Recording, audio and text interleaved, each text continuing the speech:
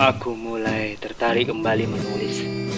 Segala kritik dan mengarang apapun saja, menghatam segala macam genre buku, ratusan jumlahnya, dan kupaksa jemariku untuk menggores segala aksara yang ada di otak dan hati, sembari sesekali menjadi trainer outbound dan pelatihan kepemimpinan siswa, dan berstatus seorang freelancer sosial yang lebih banyak free-nya.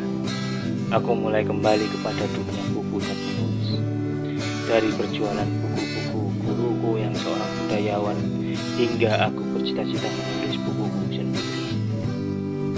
Namun kala itu aku masih bingung, jenis buku apa yang tepat denganku ini. Jika passion dan masa depanku adalah memang menjadi seorang penulis, tatkala aku melelong genre apa itulah. Puluhan syair dan puisi, cerpen dan buku novel mulai berjodoh denganku.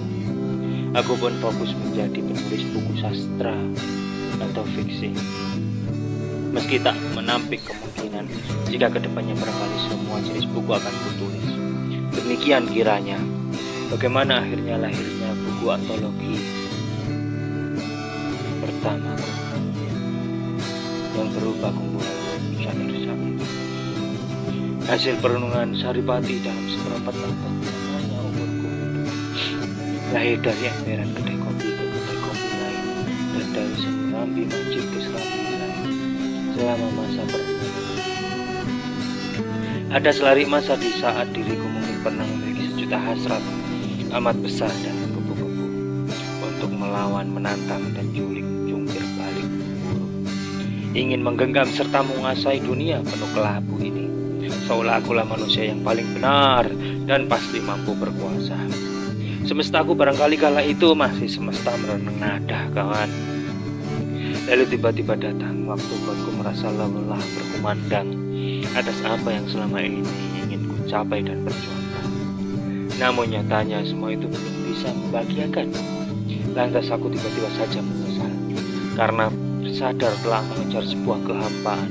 Semestaku kala itu barangkali tengah menyukai semesta membungkuk.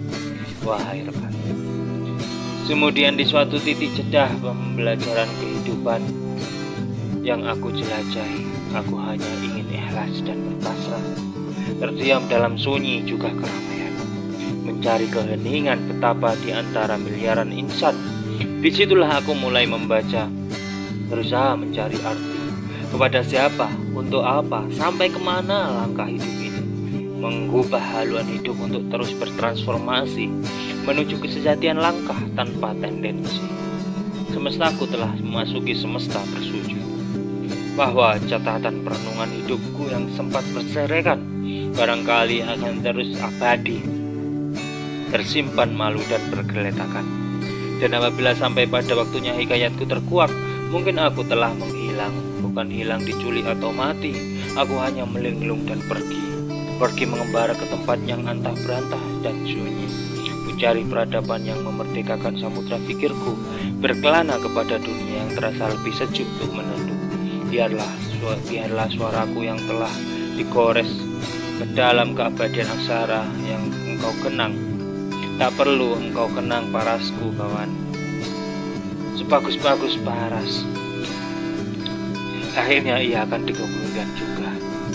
Hanya catatan yang dapat kuwariskan kepada seminal mungkin untuk anak cucuku sendiri, menjadi dongeng di bilik-bilik kasih ibu mereka kepada anaknya di temaram malam.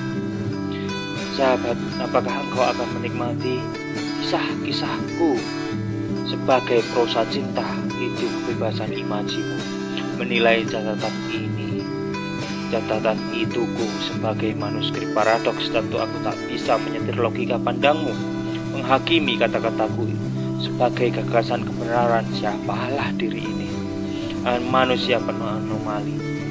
Aku hanya ingin berbagi pengembaraan hidup, kuarungi sebuah semesta peradaban umat manusia yang terkadang indah membahana, terkadang pula menyakitkan, penuh nestapa.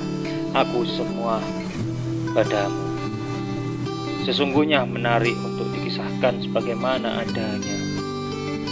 Lewat racikan aksara yang indah ini, aku mengajak engkau semua memilih dan menuliskan syarat bahagia bersama.